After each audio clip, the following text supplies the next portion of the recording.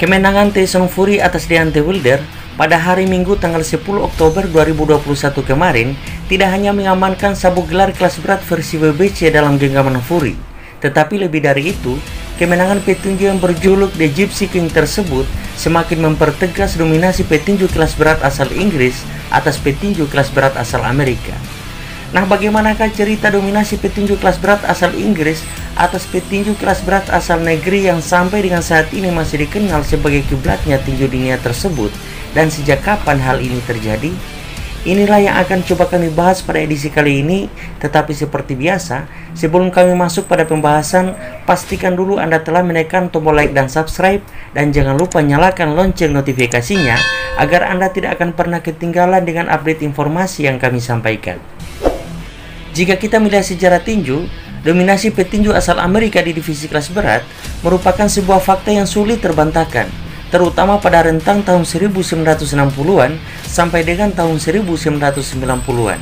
Sonny Liston, Muhammad Ali, Joe Frazier, dan George Foreman adalah sebagian dari para petinju asal Amerika yang silih berganti menjadi penguasa di divisi kelas berat pada rentang tahun 1960-an sampai dengan tahun 1980-an.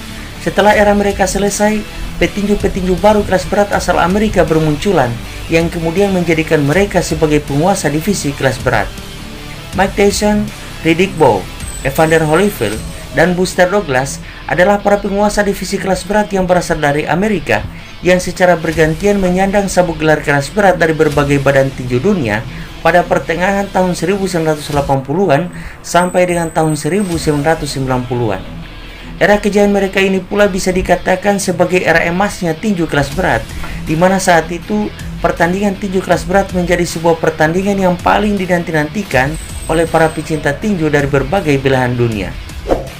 Namun di tengah hegemoni kejayaan petinju kelas berat asal Amerika yang seolah sudah menjadikan sabuk gelar kelas berat sebagai warisan mereka, muncul petinju kelas berat asal Inggris yang bernama Lennox Lewis yang secara perlahan mulai menunjukkan diri sebagai raja baru tinju kelas berat.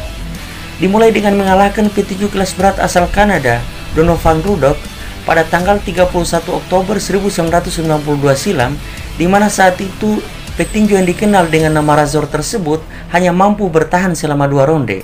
Kemenangan ini menjadikan Lewis sebagai penantang nomor 1 untuk perebutan sabuk gelar WBC yang saat itu dipegang oleh Riddick Bowe.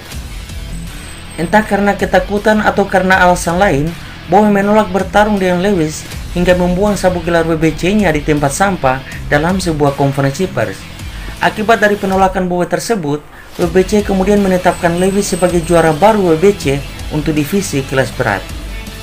Sejak saat itu, satu persatu petinju kelas berat asal Amerika tumbang di tangan seorang Lennox Lewis, mulai dari Tommy Morrison, Evander Holyfield, hingga Mike Tyson. Lewis memang pernah 2 kali kalah dan kehilangan gelarnya dari 2 petinju underdog asal Amerika, yakni dari seorang Oliver McCall dan Hasim Rahman.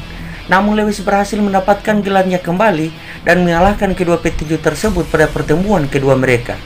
Lewis pun sukses menjadi juara sejati untuk divisi kelas berat setelah berhasil mengalahkan Evander Holyfield pada pertemuan kedua mereka pada tanggal 13 November 1999. Dan selanjutnya, kemenangan Lewis atas Mike Tyson pada tanggal 8 Juni 2002 mengakhiri kejayaan petinju kelas berat asal Amerika, dan hal tersebut terus berlangsung walaupun Lewis telah gantung sarung tinju pada tahun 2003 usai kemenangan kontroversialnya atas petinju kelas berat asal Ukraina, Vitali Klitschko. Setelah petinju kelas berat asal Amerika tenggelam dari persaingan juara tinju kelas berat akibat dominasi Klitschko bersaudara pada rentang tahun 2003 sampai dengan tahun 2016, harapan untuk melihat kembali kejayaan petinju kelas berat asal Amerika di divisi kelas berat mulai muncul seiring kehadiran seorang Deontay Wilder. Dengan rekor kemenangan KO yang mencapai hampir 100% serta kesuksesannya mempertahankan sabuk gelar WBC yang sebanyak 10 kali, era kejayaan petinju asal Amerika di divisi kelas berat dengan menjadikan Wilder sebagai jagoan utama semakin terbuka lebar. Namun sayangnya, harapan tersebut pupus usai petinju asal Alabama ini tumbang 2 kali atas petinju kelas berat asal Inggris Tyson Fury pada pertemuan kedua dan ketiga mereka.